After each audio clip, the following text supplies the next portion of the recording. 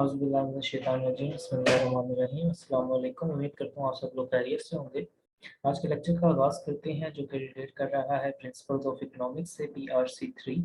और chapter number 3 हम लोगों का चल रहा था और हमने इसमें इलास्टिसिटी ऑफ डिमांड को काफ़ी ज़्यादा कवर कर लिया था। प्राइस इलास्टिसिटी को हमने पढ़ लिया था, इनकम इलास्टिसिटी और क्रॉस इलास्टिसिटी को पढ़ लिया था। उसके अलावा डिटर्मिनेंट्स भी डिस्कस कर लिए थे। आज के लेक्चर में हमने सबसे पहले तो इसकी इम्पोर्टेंस पढ़नी है और उसके बाद कुछ कैलकुलेशंस की तरफ हमने मूव करना है और फिर डिमांड वाला टॉपिक खत्म हो जाएगा, फिर सप्लाई का टॉपिक स्टार्ट करेंगे।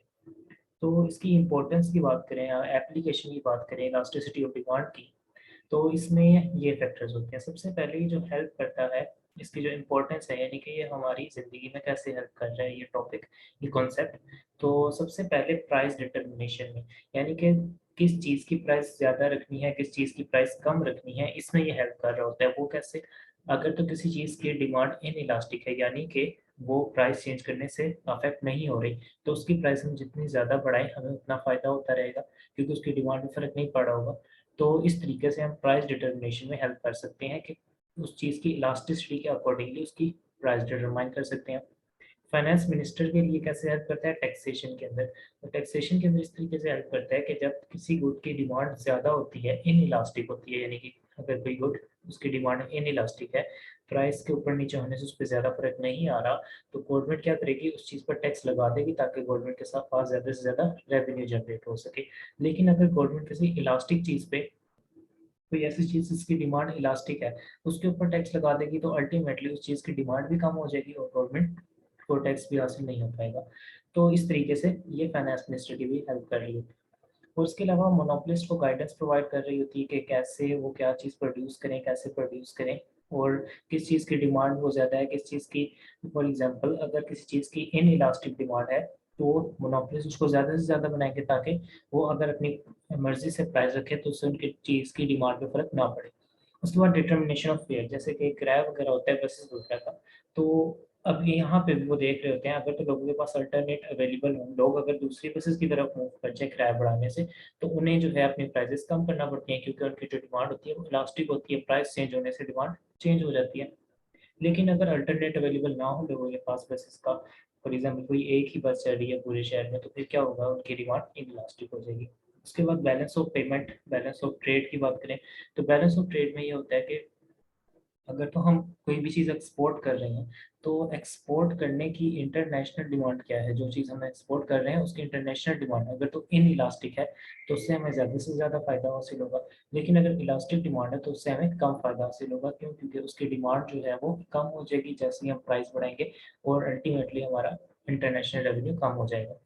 उसके बाद decision making during economic recessions. Economic recessions यानी कि जब गुर्बत का टाइम चल रहा होता है, उस टाइम पे कुछ इकोनॉमिक डिसीजंस करने होते हैं, तो उनमें भी हेल्प कर रही होती है ये टॉपिक, ये कॉन्सेप्ट हमारा। अच्छा, उसके बाद इसी को आईकैप ने किस तरीके से डिस्कस किया है उसको देख लेते हैं। In case of products having relatively elastic demand, जिनकी डिमांड रिलेटिवली इलास्टिक होती है, उस केस में क्या होता है? The price will not be so high. इसमें हम क्या करेंगे? प्राइस को ज़्यादा हम हाई नहीं कर सकते, ज़्यादा ऊपर नहीं ले जा सकते, क्योंकि हमें मालूम है अगर प्राइस हमने बढ़ाई तो इससे होगा क्या कि लोग इसकी डिमांड कम कर देंगे। Consumer will not consume more of this product if price would be high, the consumer would go for substitute, क्योंकि वो सब्स्टिट्यूट की तरफ मूव कर जाएंगे। In case of inelastic demand, अगर तो डिमांड इनइलास्टिक होगी, तो इससे क्या होगा? अगर प्राइस हाई भी हो तो भी क्योंकि ये नेसेसिटीज होंगी, जनरली ये नेसेसिटीज होती हैं जिनकी डिमांड इनइलास्टिक होती है, तो इनकी जो डिमांड है वो कम नहीं हो रही होगी। फाइनेंस मिनिस्टर की कैसे हेल्प करते हैं हमें ऑलरेडी डिस्कस कर लिया है। Elasticity also help the government to tax different commodities. Different commodities पे गवर्नमेंट जब टैक्स लगा रही होती है, फॉर एग्जांपल 5%, 10%, तो अब वो कितना टैक्स लगाए उससे अंदर हेल्प कर रहा होता है। Authorities increase the tax on good which is inelastic demand. अगर तो अथॉरिटीज किसी ऐसी चीज पे टैक्स लगा देती हैं जिसकी डिमांड इनइलास्टिक है, for example tobacco, electricity, luxury car और luxury apartments, demand will remain same to some extent and increase the tax revenue. अब इन चीज़ों पर अगर गवर्नमेंट टैक्स लगा देती है जिनकी डिमांड इनइलास्टिक है, तो क्या होगा? उनकी डिमांड चेंज नहीं होगी प्राइस बढ़ाने से भी, और ऐसा करने से गवर्नमेंट को क्या फायदा होगा? उनका टैक्स अल्टीमेटली बढ़ जाएगा। If they tax good with elastic demand, this may cause demand to decrease to greater extent and tax revenue will be less. इससे क्या होगा, उनका जो टैक्स रेवेन्यू है वो भी कम हो जाएगा और जो ओरिजिनल डिमांड थी वो भी कम हो जाएगी। अच्छा, उसके अलावा मोनोपोलिस्ट की भी ये मदद कर रही होती है। वो कैसे कि अगर मोनोपोलिस्ट जो चीज़ों को बेच रहे होते हैं उनको मालूम होता है कि किस चीज़ की डिमांड इलास्टिक है, किस चीज़ की डिमांड इन इलास्टिक है, और इससे इनको फ़ायदा क्या होता है कि वो क्या करेंगे, इन इलास्टिक गुड्स अगर होंगी, इन इलास्टिक गुड्स के केस में price will be higher and it will be sold in smaller quantity as the monopolist know that the consumer will buy the product at any price. वो क्या करेंगे, उसकी कम quantity को बेचेंगे, मतलब उसकी शॉर्टेज क्रिएट कर देंगे मार्केट में और उसकी प्राइस भी हाई रखेंगे, क्योंकि उन्हें मालूम है कि उसकी डिमांड पे फर्क नहीं पड़ेगा और उसकी डिमांड कंज्यूमर ज़्यादा से ज़्यादा करेगा। क्यों? क्योंकि उनकी डिमांड इन इलास्टिक होगी, वो प्राइस चेंज होने से इतनी ज़्यादा अफेक्ट नहीं हो रही होगी। In case market demand for elastic goods, अगर तो इलास्टिक गुड्स हो तो प्राइस में कम रखनी पड़ती है इंटेंशनली, जानबूझकर उन्हें प्राइस कम रखनी पड़ती है to retain the maximum buyer with the product and demand for good is stimulated through some other activities such as promo, exhibition और एडवर्टाइजमेंट। तो इस केस में वो क्या करते हैं, शॉर्टेज नहीं क्रिएट कर सकते, ना ही वो प्राइस बढ़ा सकते हैं। वो क्या करेंगे, कुछ अदर दूसरे तरीके इस्तेमाल करेंगे, जैसे प्रोमो, एडवर्टाइजमेंट, एग्जीबिशन वगैरह से, ताकि लोगों के प्रोडक्ट की तरफ अट्रैक्ट हो सके। उसके बाद discriminate determination of fares for those means of transportation whose demand is elastic. अगर तो वो ट्रांसपोर्टेशन के मीन्स जैसे कि बसेस वगैरह हैं जिनकी डिमांड इलास्टिक है, the fare has to be low as there are main there these are the main means of transportation on land। जो फेयर होगा वो लो रखेंगे, therefore its price on transport were increased, there would be some substitute like railway, uber etc। अगर तो इनकी price बढ़ेगी, बस के फेयर की प्राइस अगर बढ़ जाती है फॉर एग्जांपल, तो लोगों के पास सब्सिट्यूट अवेलेबल है, यूबर हो गया, रेलवे वगैरह होगी, तो लोग उनकी तरफ मूव कर जाएंगे। तो क्योंकि इनकी डिमांड इलास्टिक है तो उन्हें फेयर लो रखना पड़ेगा। फॉर इन इलास्टिक ट्रांसपोर्ट, अगर कोई ऐसी ट्रांसपोर्ट है जो कि जिसकी डिमांड इन इलास्टिक है, जैसे कि एयरवेज हो गई, तो एयरवेज वैसे ही महंगी होती है लेकिन उसकी डिमांड में फर्क नहीं पड़ा क्योंकि उनकी डिमांड इन इलास्टिक है। Fare is quite high as there is no alternate for a person to go from one place to another quickly by air, क्योंकि इसमें जो है बंदा क्विकली सफर करके एक जगह से दूसरी जगह पहुंच जाता है, तो ये इसकी डिमांड जो है वो इन इलास्टिक है। अच्छा, बैलेंस ऑफ ट्रेड में कैसे हेल्प हो रही होती है, जब demand for a product in international market is elastic. International market में जो हमने डिमांड देखनी होती है, हम कोई चीज़ जो है उसको एक्सपोर्ट कर रहे हैं, हम कोई चीज़ बना के उसको बाहर मुल्क में बेच रहे हैं, सेल कर रहे हैं, तो अब हमें देखना है कि उसकी इंटरनेशनल मार्केट में जिन मुल्कों में हम उस चीज़ को बेच रहे हैं उन मुल्कों में उसकी डिमांड कैसी है। अगर तो उसकी डिमांड जो है वो इलास्टिक है तो क्या होगा, अगर डिमांड इन इलास्टिक है तो क्या होगा, export earning will remain low and the balance of trade will remain unfavorable for the country। ये उसने कब बताया, इलास्टिक। क्यों? क्योंकि अगर हम थोड़ी सी भी प्राइस बढ़ाएंगे, ठीक है, तो क्या होगा, लोग उस दूसरे सब्सिट्यूट की तरफ मूव कर जाएंगे, उससे होगा क्या, हमारी अर्निंग जो होगी, हमारा जो रेवेन्यू जनरेट हो रहा था इंटरनेशनल मार्केट से वो कम होगा और बैलेंस ऑफ ट्रेड जो है अनफेवरेबल हो जाएगा, यानी कि हमारे पास कम पैसे आ रहे होंगे मुल्क के अंदर बाहर दूसरे मुल्कों से। टू मेक इट फेवरेबल, अब उसको फेवरेबल बनाने के लिए हम क्या करेंगे, country always desire to make demand for its product inelastic. का हर मुल्क क्या करता है, अपनी प्रोडक्ट की डिमांड को इन इलास्टिक बना रहा होता है, इन इलास्टिक बनाने की कोशिश करता है ताकि वो ज़्यादा से ज़्यादा अर्निंग कर सके बाहर मुल्क से in the international market which will allow it to raise the price and boost it export. जिससे क्या होगा, उसकी डिमांड बढ़ेगी इंटरनेशनल मार्केट में और उसकी एक्सपोर्ट जो है वो ज़्यादा से ज़्यादा हो जाएगी। Decision making during economic recession, elasticity का एक ग्रेट रोल होता है इसके अंदर for firm to take rational decision during recession, ताकि वो एक अच्छा डिसीजन कर सकें, एक रैशनल डिसीजन कर सकें रिसेशन के दौरान। Elasticity help the firm to predict which product with what intensity will hit during recession whether income shrink। हमें मालूम है रिसेशन में क्या होता है, गुर्बत आ जाती है, लोगों की इनकम कम हो जाती है, तो क्या होगा, इसमें फर्म की ये इलास्टिसिटी का कॉन्सेप्ट हेल्प कर रहा होता है कि वो बताता है फर्म्स को कि कौन सी गुड्स हैं जिनकी डिमांड कम हो जाएगी इनकम कम होने की वजह से और कितनी कम होगी। तो इस तरीके से ये फर्म की डिसीजन मेकिंग में हेल्प कर होते हैं रिसेशंस के दौरान। Accordingly firm can change their decision to avoid their loss, जिससे फर्म अकॉर्डिंगली जो है डिसीजन ले लेते हैं और उनका जो है वो बहुत बड़े लॉस से बच जाते हैं। नेक्स्ट हमारा कैलकुलेशन वाला पोर्शन स्टार्ट हो जाता है, methods to measure elasticity of demand. अब इलास्टिसिटी ऑफ डिमांड को हमने कैलकुलेट करना है, उसके मेथड्स पढ़ने हैं, तो उसके तीन मेथड्स हैं बेसिकली। सबसे पहला मेथड हमारे पास है टोटल रेवेन्यू मेथड या टोटल एक्सपेंडिचर मेथड या टोटल आउटले मेथड, इसको कहते हैं, इसके तीन नाम है, मेथड एक ही। उसके बाद दूसरा मेथड हमारे पास है परसेंटेज मेथड, और इसी तरीके से तीसरा मेथड जो है वो है ज्योमेट्रिक मेथड। तो इन तीनों मेथड्स को हमने वन बाय वन पढ़ना है, उसके बाद हमारा जो इलास्टिसिटी ऑफ डिमांड का टॉपिक है वो हम वाइंड अप करेंगे।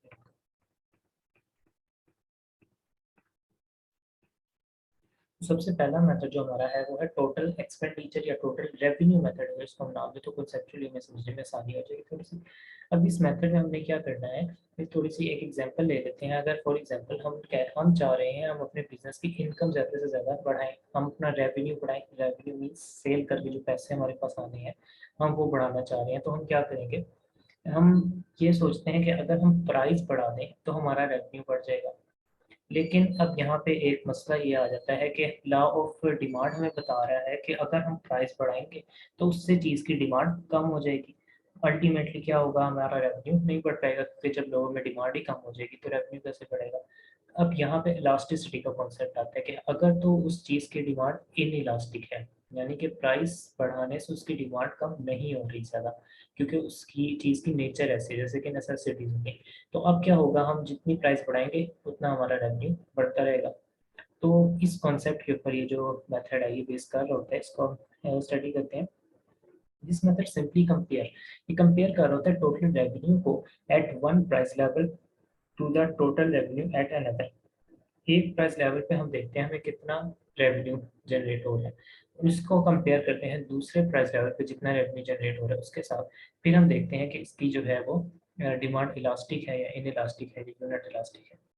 द फॉलोइंग आर ट्रू, ये चीज़ें इसने बता दी है। if the total consumer expenditure increase in response to fall in price, demand is relatively elastic। अब इसको देखते हैं क्या हुआ सर, जो प्राइस थी वो फॉल होगी, यानी कि एक चीज़ थी, कोई भी गुड्स थी, कोई भी कमोडिटी थी, उसकी जो प्राइस थी वो कम होगी। तो हुआ क्या, प्राइस कम होने से टोटल कंज्यूमर एक्सपेंडिचर बढ़ गया।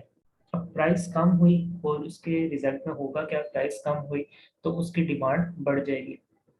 जब डिमांड बढ़ेगी तो जो टोटल कंज्यूमर एक्सपेंडिचर है, यानी कि हमारे पास जो रेवेन्यू आ रहा है वो भी बढ़ जाएगा।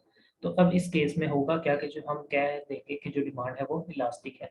और ऐसा क्यों होगा, क्योंकि जब डिमांड इलास्टिक होगी तो हमें मालूम है अगर तो डिमांड इलास्टिक हो तो प्राइस चेंज होने से डिमांड पे भी फर्क पड़ रहा होता है।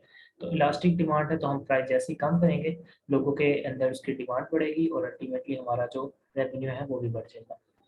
दूसरे केस में क्या हो रहा है, if the total consumer expenditure decrease in response to fall in price. अब यहाँ पे क्या हो रहा है, प्राइस कम हो रही है तो इसके रिजल्ट में हो क्या रहा है, लोग कंज्यूमर एक्सपेंडिचर यानी कि हमारे पास जो रेवेन्यू आना था वो कम हो गया। प्राइस हमने कम की और इससे हमारा रेवेन्यू भी कम हो गया। तो इससे क्या हमारे जो है कंक्लूजन निकल रही है कि जो डिमांड है वो इन इलास्टिक है, रिलेटिवली इन इलास्टिक है। और ऐसा क्यों है, क्योंकि जब हम प्राइस कम कर रहे हैं और हमारी डिमांड इनइलास्टिक है।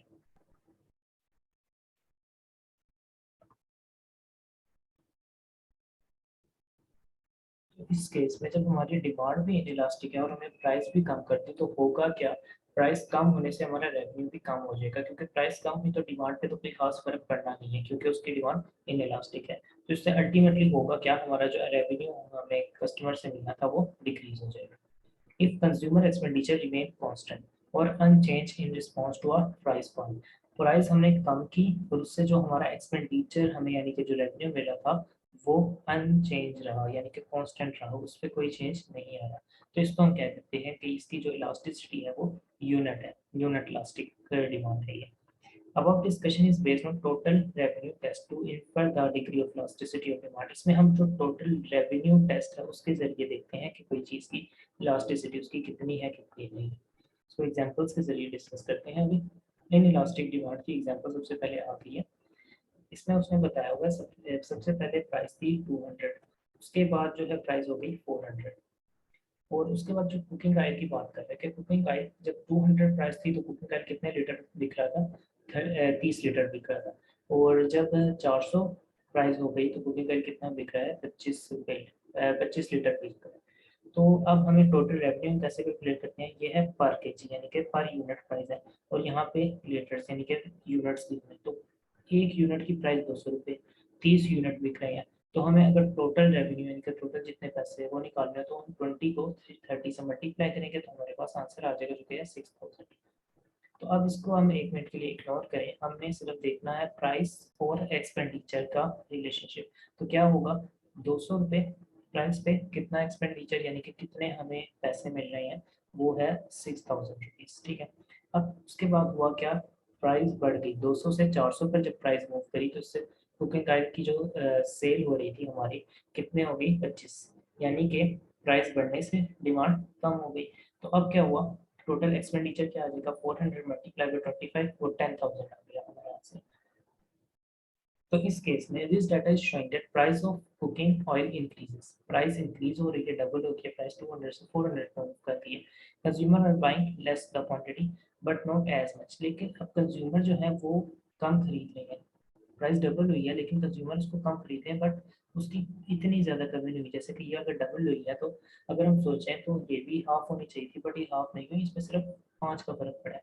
अगर इनको परसेंटेज में हम निकालें तो ये इसकी परसेंटेज बहुत कम है और उसकी परसेंटेज बहुत ज़्यादा है। तो इसलिए हमें मतलब फील हो रहा है कि इसमें इतनी ज़्यादा कमी नहीं आई। तो इससे हम रिजल्ट क्या निकाल लेंगे कि अगर तो प्राइस में बहुत ज़्यादा चेंज आ रहा है लेकिन उसके मुकाबले में डिमांड में बहुत कम चेंज आ रहा हो, तो हम कह देते हैं कि ये इन इलास्टिक है।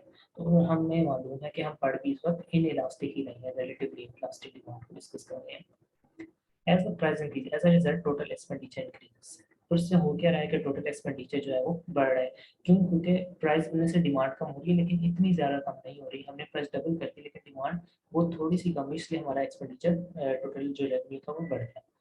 अगर हम ग्राफ नहीं plotting graph a sharp increase in price is matched with a slow decrease in quantity demanded resulting total expenditure increasing from 6000 to 10,000 can be observed। अगर हम इसका ग्राफ बनाए तो हमें ऑब्जर्व कर लेंगे कि प्राइस में बहुत ज़्यादा इंक्रीज आ गया जबकि जो डिमांड थी उसमें बहुत थोड़ा इंक्रीज आ रहा है। और उसकी ग्राफिकल रिप्रेजेंटेशन हम ऑलरेडी प्रीवियस लेक्चर्स में देख चुके हैं कि इन इलास्टिक डिमांड का जो कर्व होता है वो कैसा होता है। अच्छा, उसके बाद इलास्टिक डिमांड की एग्जांपल देख लेते हैं। प्राइस 200 थी, उसके बाद प्राइस 400 हो गई।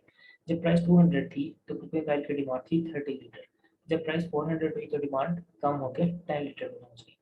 अब यहाँ पे हमें फील हो रहा है कि प्राइस तो डबल हुई है लेकिन उससे डिमांड हाफ से भी कम हो गई है, 30 से 10 पे मूव कर दी है। तो इससे टोटल एक्सपेंडिचर इन दोनों को मल्टीप्लाई करके हम जब टोटल एक्सपेंडिचर हमने निकाला 6000 आ गया और 4000 आ गया। अब इससे हमें क्या फील हो रहा है कि जब हमने प्राइस कम की यानी कि सॉरी प्राइस हमने बढ़ा दी 200 से 400 कर दी, उसके रिजल्ट में हुआ क्या कि जो डिमांड थी वो कम हो गई। अब जितनी हमने प्राइस जो है वो बढ़ाई है, ठीक है, लेकिन उससे ज़्यादा जो है उसकी डिमांड कम हो गई है। तो इससे हमें फील हो रहा है कि इसमें प्राइस हम कम चेंज कर रहे हैं, उससे डिमांड पे बहुत ज़्यादा चेंज आ रहा है। तो अब हमें लॉजिकली महसूस हो रहा है कि ये एग्जाम्पल किसकी है, इलास्टिक डिमांड की। Data is showing that the price of cooking oil increases, consumers are buying less of the quantity but with more percentage as price increase। को in terms of percentage अगर हम देखें तो हमें मालूम होगा कि बहुत ज़्यादा चेंज हो रही है। In the result, the total expenditure decrease। उससे होगा क्या कि टोटल एक्सपेंडिचर जो है वो कम हो जाएगा। इसको हमने लॉजिकली देख लिया है कि जब प्राइस हम बढ़ा रहे हैं और उससे डिमांड बहुत ज़्यादा कम हो रही है तो अल्टीमेटली हमारे कम यूनिट्स बिकेंगे और हमारे पास कम पैसे आएंगे, इसी वजह से हमारा टोटल रेवेन्यू है वो कम हो जाएगा।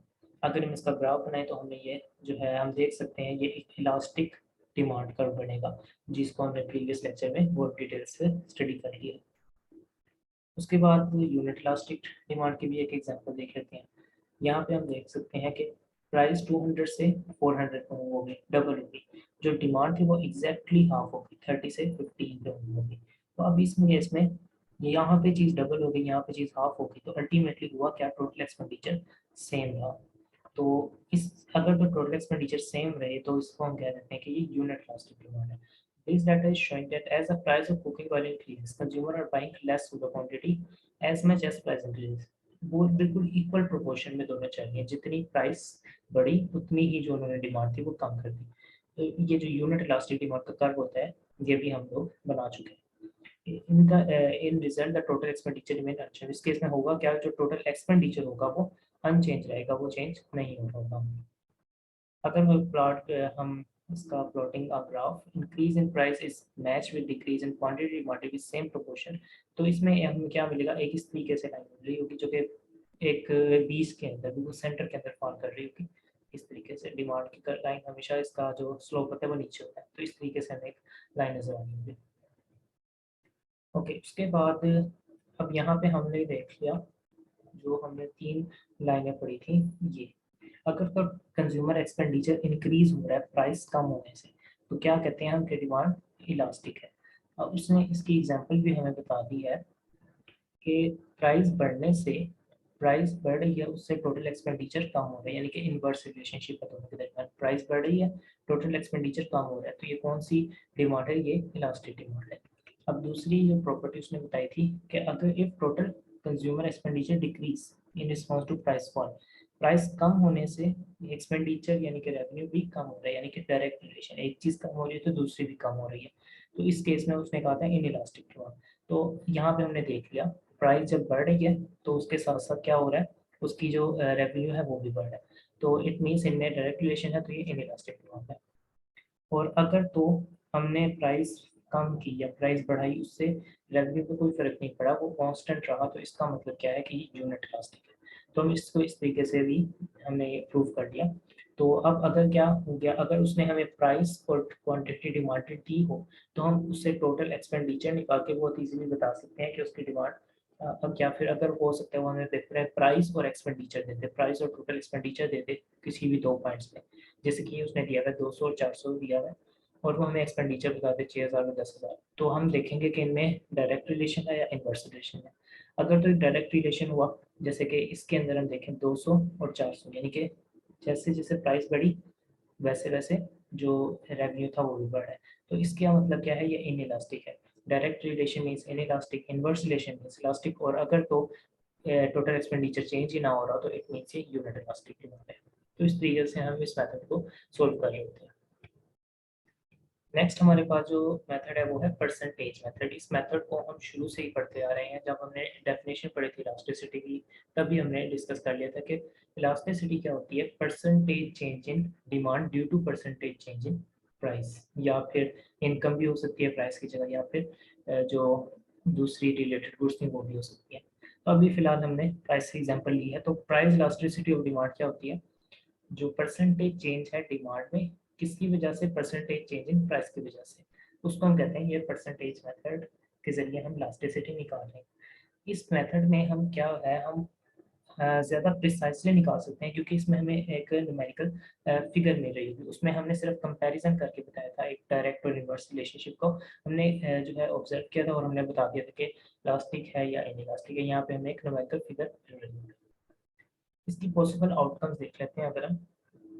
अगर तो percentage change in demand is greater than percentage change in supply in sorry it's price, अगर तो डिमांड जो है वो उसमें परसेंटेज चेंज आ रहा है, ठीक है, और वो क्या है, ज्यादा है, डिमांड में परसेंटेज चेंज ज्यादा आ रहा है सप्लाई के परसेंटेज चेंज की निस्बत, तो उसको हम कहते हैं कि जो डिमांड है वो रिलेटिवली इलास्टिक है। इसको हमने ग्राफिकली जब हम काम कर रहे थे तो हमने इसको प्रूव कर लिया था कि कब जो है आंसर हमारा less than 1 greater than 1 equal to 1 आ रहा होता है। तो इसको एक दफ़ा रिवाइज कर लेते हैं। अगर उसने क्या बताया है, percentage change in demand is greater than percentage change in price, यानी कि अगर हम फार्मूले पर आ जाए, यानी कि ऊपर वाली फिगर जो है वो ग्रेटर है और नीचे वाली फिगर जो है वो कम है। अब जब ऊपर वाली फिगर यानी कि जो नोमिनेटर है वो बड़ा है और जो डिनोमिनेटर है वो छोटा है, ठीक है, जैसे कि उसने यहाँ भी बताया। तो अब जब नीचे वाली फिगर छोटी होगी, लेट्स सपोज ऊपर अगर हम 50 रखते हैं तो नीचे हमें 50 से कम कोई वैल्यू रखनी पड़ेगी, फॉर एग्जांपल 30 रखी, तो आंसर मेरा हमें हमेशा ग्रेटर देन 1 आ रहा होगा, क्योंकि जब भी ऊपर वाली फिगर बड़ी हो नीचे वाली फिगर छोटी हो तो आंसर हमेशा ग्रेटर देन 1 होता है। तो अब इस केस में जब आंसर ग्रेटर देन 1 होगा तो ये किस चीज़ की निशानी थी, ये निशानी थी एक इलास्टिक डिमांड की, रिलेटिवली इलास्टिक डिमांड की। और इसी तरीके से बाकी 2 पॉइंट्स भी हैं कि अगर तो percentage change in demand is less than percentage change in price, अगर तो ऊपर वाली वैल्यू छोटी और नीचे वाली वैल्यू बड़ी हो तो आंसर हमेशा लेस देन 1 आता है, 1 से छोटा आता है, 0 पॉइंट समथिंग दिखेगा, तो उसको हम कह देते हैं कि ये उसकी जो डिमांड क्या है इस केस में जो रिलेटिवली लेस इलास्टिक है, यानी कि वो कम इलास्टिक है, या आप कह सकते हैं इन इलास्टिक है, relatively in elastic. if the percentage change in quantity demanded is equal to percentage change in price, यानी कि अगर फॉर एग्जांपल जो डिमांड है वो 50% चेंज हो रही है, तो उसके मुकाबले सॉरी प्राइस 50% चेंज हुई, उसकी वजह से डिमांड 50% चेंज होगी, तो 50 डिवाइड बाई 50 यहाँ से 1 आ जाएगा, तो उस केस में कहते हैं कि ये यूनिट इलास्टिक डिमांड है। उसके बाद परसेंटेज मेथड की एग्जाम जो दो टाइप्स हैं, एक है आर्क मेथड, एक है पॉइंट मेथड ऑफ इलास्टिसिटी। ये पेज मैंने सर आसिफ की बुक से कॉपी किया क्योंकि आई कैप की बुक में इसको बहुत मुश्किल करके लिखा हुआ था। तो परसेंटेज मेथड को इसमें देख लेते हैं। Under percentage method following formula is used to calculate elasticity. Percentage elasticity of demand, ये यहाँ पे ये पी जो है ये प्राइस को रिप्रेजेंट कर रहे हैं, यानी कि हम प्राइस को हम रख के तो फिर ये इलास्टिसिटी कर रहे हैं calculate. Percentage change in quantity मानी divided by percentage change in price. Note that the numerator and denominator both contain percentage change. अब यहाँ पे हमें एक चीज़ का जो है ख्याल रखना है कि ये परसेंटेज है, यहाँ पे हम चेंज इन क्वांटिटी डिमांडेड या चेंज इन प्राइस की बात नहीं कर रहे हैं, हम परसेंटेज चेंज इन डिमांड और परसेंटेज चेंज इन प्राइस की बात कर रहे हैं। उसके बाद वो कह रहे हैं सिमिलर फार्मूला यूज हो जाएगा एक्सडी और वाई टी, यानी कि जो हमारी इनकम इलास्टिसिटी ऑफ डिमांड थी और क्रॉस इलास्टिसिटी ऑफ डिमांड थी, उसके अंदर भी सेम फार्मूला यूज हो जाएगा। तो इसके अंदर जो हमारे पास दो मेथड है, एक है आर्क मेथड और एक है पॉइंट मेथड। आर्क मेथड में क्या करना है कि जब हमें परसेंटेज निकालनी होती है, तो परसेंटेज निकालते वक्त हम एक फिगर से डिवाइड कर रहे होते हैं। तो जब वो डिवाइड कर रहे होते हैं तो एक जो आर्क है उसके अंदर हम एक एवरेज ले रहे होते हैं, और जो पॉइंट है उसके अंदर हम जो पुरानी फिगर है वो ले रहे होते हैं। इसको हम अभी एग्जाम्पल के जरिए एक्सप्लेन कर रहे होंगे। Elasticity between two different points on demand curve is called arc elasticity. वो डेफिनेशन भी कह सकते हैं, आपको बता दो, तो हमें पता होना चाहिए कि अगर हम इलास्टिसिटी कैलकुलेट करें दो डिफरेंट पॉइंट्स के दरमियान, तो उसको कहते हैं arc elasticity. Elasticity on a single point और very close points on a demand curve is called point elasticity. अब ये दोनों डिमांड कर्व है हमारे पास, अगर हम इन दो पॉइंट्स के दरमियान इलास्टिसिटी कैलकुलेट कर रहे हैं तो हम कौन सा मेथड यूज करेंगे, आर्क मेथड। अगर हम इस एक सिंगल पॉइंट के ऊपर कैलकुलेट करें तो हम कौन सा मेथड यूज करेंगे, पॉइंट मेथड। अगर हम आर्क मेथड यूज कर रहे हैं तो percentage is based on average of old and new value. Percentage किस पे बेस कर रही होगी, एवरेज के ऊपर, किसकी एवरेज, ओल्ड और न्यू वैल्यूज की जो एवरेज होगी उसके ऊपर। अगर हम पॉइंट मेथड यूज कर रहे हैं तो ओनली द ओल्ड और ओरिजिनल वैल्यू, यानी कि जो पुरानी वैल्यू है कि सिर्फ उसी के ऊपर हमारी परसेंटेज बेस कर रही है। उसके बाद इसकी जो है एग्जांपल के जरिए देखते हैं कि जो हमने बात की है ओल्ड वैल्यू और एवरेज वाली, तो इसको थोड़ा सा देखते हैं। यहाँ पे उसने एग्जांपल दी हुई है, compute the price elasticity of a product. हमने क्या बताना है, price elasticity of a product बतानी है। अब उसने हमें नहीं बताया आर्क मेथड को यूज़ करना है या हमें जो है पॉइंट मेथड को यूज़ करना है, बट हम जो है दोनों मेथड से इसको करेंगे ताकि हमारा डिफरेंस भी क्लियर हो जाए। If a decline in price of a product from 12 per unit to 11 per unit, price पहले क्या थी 12 थी, बाद में प्राइस क्या हो गई 11 हो गई, प्राइस क्या होगी कम होगी। तो अब हम यहाँ पे हम छोटा सा टेबल बना लेंगे, प्राइस को कॉलम में पहले प्राइस कितनी थी 12, उसके बाद चेंज हो गया हो गई 11। और उसकी जो है उसकी वजह से हुआ क्या, डिमांड पे क्या इफेक्ट पड़ा, डिमांड जो थी वो इंक्रीज हुई, डिमांड इंक्रीज हुई और उसकी कैसे इंक्रीज हुई, 48,000 थी पहले यूनिट्स, पहले 48,000 यूनिट्स डिमांड हो रहे थे, अब 60,000 यूनिट्स डिमांड हो रहे हैं। तो डिमांड जो है वो इंक्रीज होगी, तो ऑब्वियसली जब प्राइस कम होगी तो डिमांड बढ़ जाती है, हमें मालूम है। तो अब इसका हमने डिफरेंस निकाल देना है, यानी कि चेंज निकाल देना है। अच्छा, चेंज में हमने जो है साइन को हमने इग्नोर नहीं करना, साइन को हमने इग्नोर नहीं करना। अगर हम यहाँ से देखते हैं तो पहले प्राइस 12 थी फिर 11 हो गई, तो इनमें अगर चेंज कितना आया तो वो आया 1 का, ये हमें मालूम है। लेकिन अगर हम इसको सिंपल सब्ट्रैक्ट करें तो हमारा आंसर पॉजिटिव आ रहा है, यानी 12 बड़ी वैल्यू है 11 छोटी वैल्यू है, तो आंसर ऑब्वियसली पॉजिटिव आएगा। लेकिन अगर इस केस में देखें, पहले डिमांड 48,000 थी फिर 60,000 हो गई, तो अब ऊपर वाली वैल्यू छोटी नीचे वाली वैल्यू बड़ी। तो इस केस में जब हम एक छोटी वैल्यू से बड़ी वैल्यू हम सब्सट्रैक्ट करते हैं, माइनस करते हैं, तो हमारा आंसर नेगेटिव आ जाता है। तो अब यहाँ पे हमने नेगेटिव को लिखना है ना, नेगेटिव को रिप्रेजेंट करना है। तो इस तरीके से हमने ये एक तो सिर्फ हमने अपने सवाल को एक टेबुलर फॉर्म दी है, टेबुलर रिप्रेजेंटेशन दिया है, अभी तक हमने सोल्यूशन शुरू नहीं किया। और हमें फार्मूला पता है इलास्टिसिटी का क्या है, percentage change in demand divided by percentage change in price. अब यहाँ पे हमें सबसे पहले परसेंटेज चेंज इन डिमांड निकालनी है, फिर परसेंटेज चेंज इन प्राइस निकालनी है, फिर उन दोनों को एक दूसरे पर डिवाइड करना है जब, तो फिर हमारा आंसर आ जाएगा इलास्टिसिटी का। और अकॉर्डिंगली हम डिसाइड करेंगे कि आंसर अगर ग्रेटर देन 1 है या लेस देन 1 है या इक्वल टू 1 है, तो उसके अकॉर्डिंगली हम बता देंगे कि जो डिमांड है वो इलास्टिक है या इन इलास्टिक है।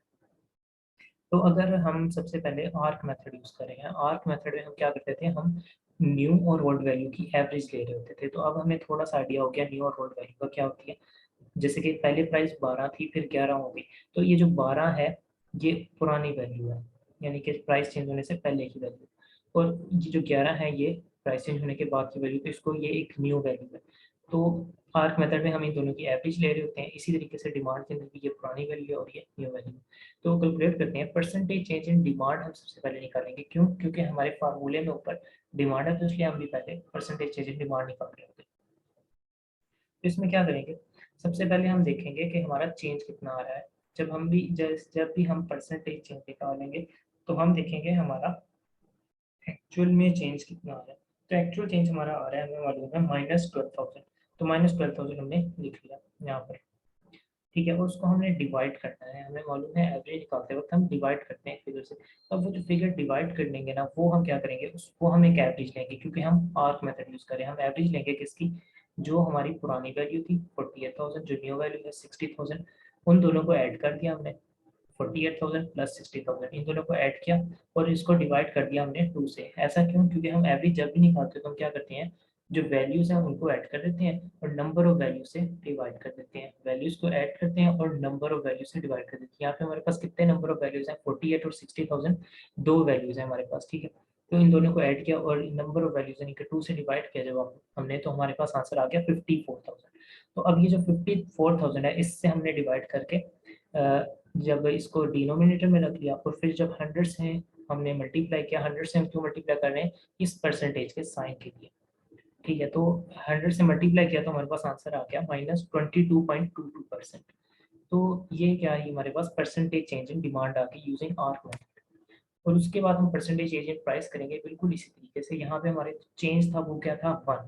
चेंज हमारे पास 1 का आ रहा है, तो हम 1 लेंगे, उसको डिवाइड करेंगे किससे, एवरेज से, 11 और 12 के एवरेज से। तो हमने ये किया है 12 प्लस 11 और इसको डिवाइड कर दिया हमने 2 से, तो हमारा आंसर जो है वो आ गया 11.5। जब 11.5 आया उसको हमने डिवाइड किया 1 से, जब 1 को उस पर डिवाइड किया तो हमारा आंसर, और 100 से मल्टीप्लाई करने के बाद आ गया 8.70%।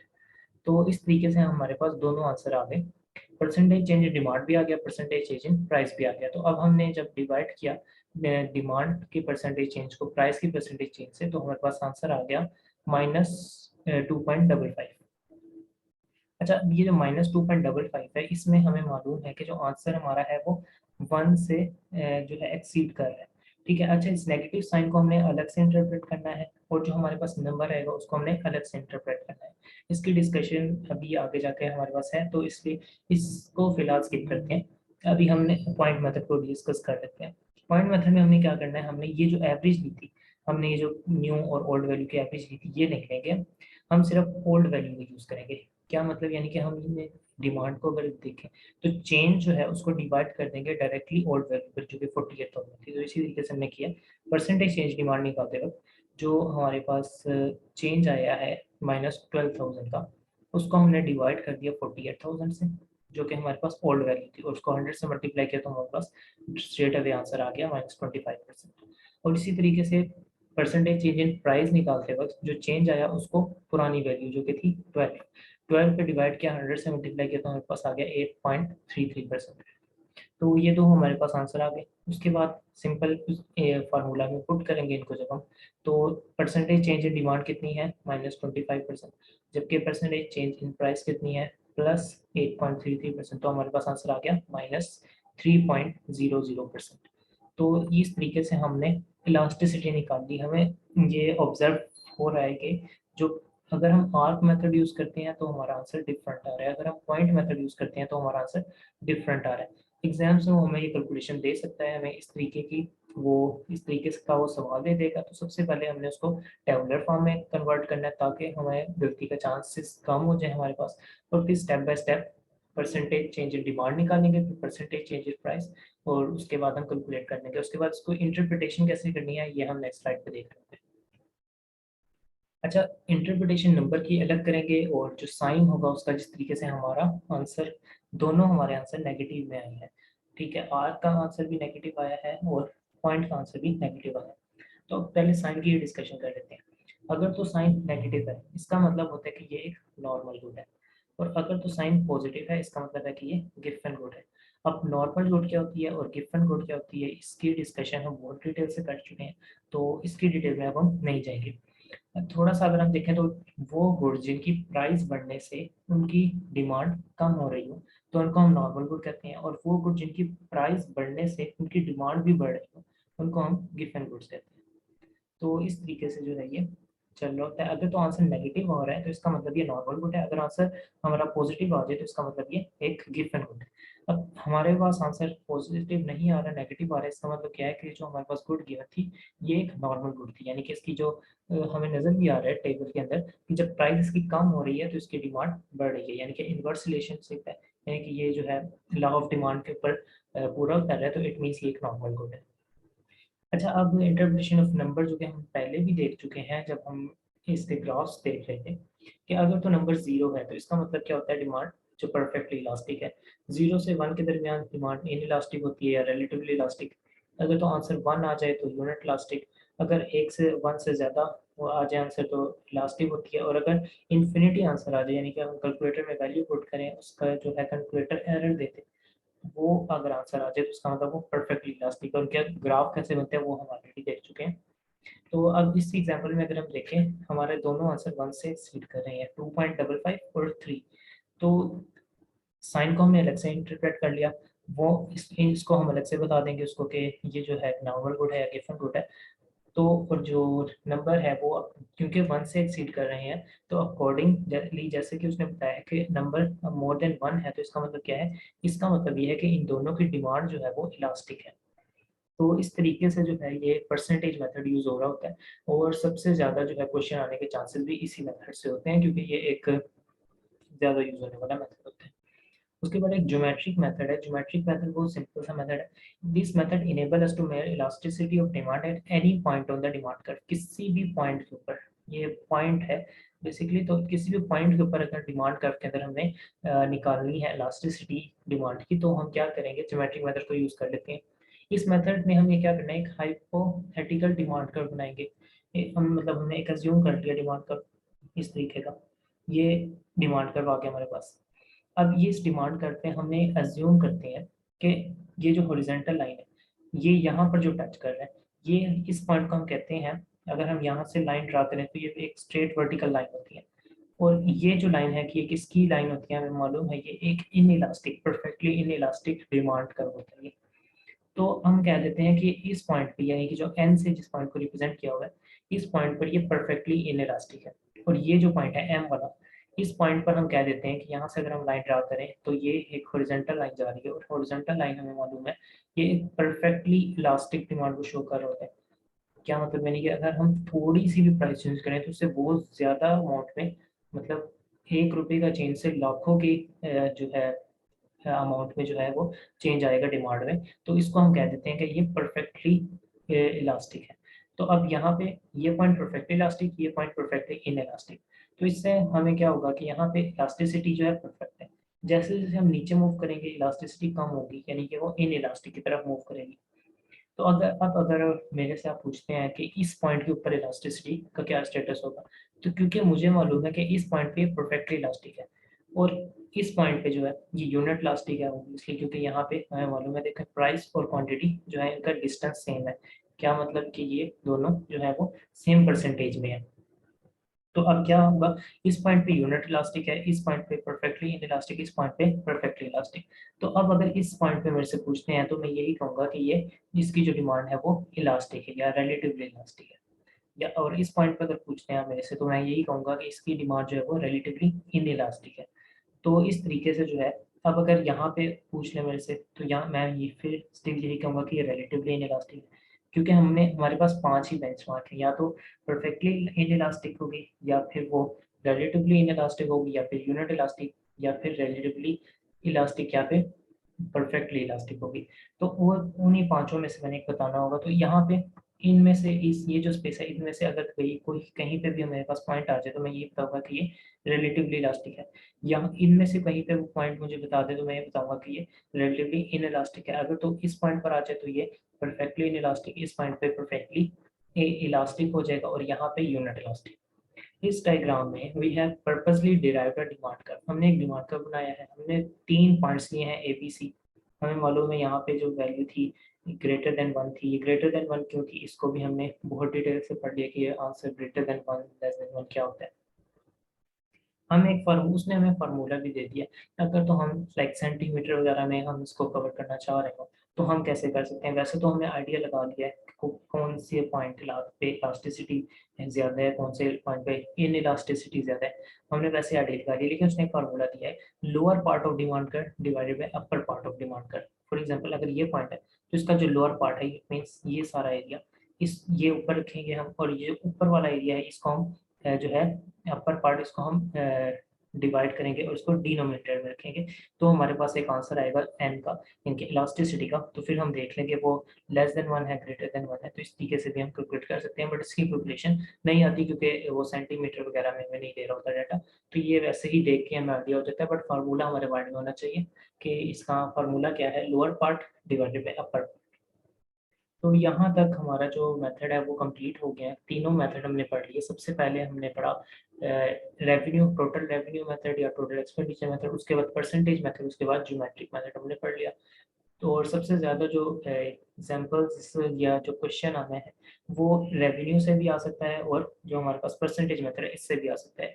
इससे क्वेश्चन आने के चांसेस कम है क्योंकि यहाँ पे एक इजीली बंदा गैस लगा सकता है। अगर वो कोई पॉइंट हमें कह दे, फॉर एग्जांपल यहाँ पे वो पॉइंट ई बना के दे दे हमें और पूछे हमें कि इसकी जो डिमांड है वो क्या होगी, और 4 ऑप्शन देते तो हम इजीली बता सकते हैं कि रिलेटिवली इलास्टिक होगी।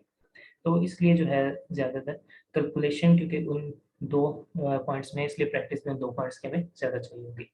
फिलहाल के लिए इतना ही। Thank you so much.